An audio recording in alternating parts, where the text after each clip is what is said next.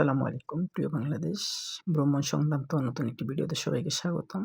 অন্যান্য দিনের মতো আজকে আমরা গিয়েছিলাম মরক্কোর অন্যতম বিখ্যাত একটি ইউনেস্কো ওয়ার্ল্ড হেরিটেজ সাইট।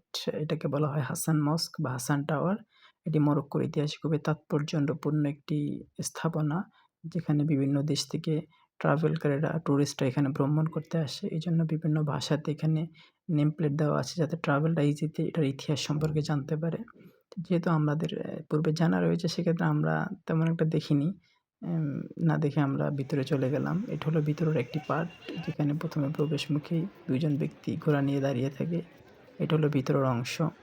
এটার ইতিহাস থেকে যতটুকু জানা যায় এটা সম্পর্কে, তা হলো ১২০০ শতকে আল-মোহাদান নামে একজন বংশের একজন শাসক ইয়াকুব আল-মানসুর, তিনি মূলত এটি তার উদ্যোগ ছিল বিরাট একটি মসজিদ নির্মাণ করবে। তার জন্য তিনি এটা নির্মাণ করেছিল এবং এর উচ্চতা তখন ছিল ৮৬ ফিট এবং ১১৯৯ সালে তার মৃত্যু হয়ে যায়।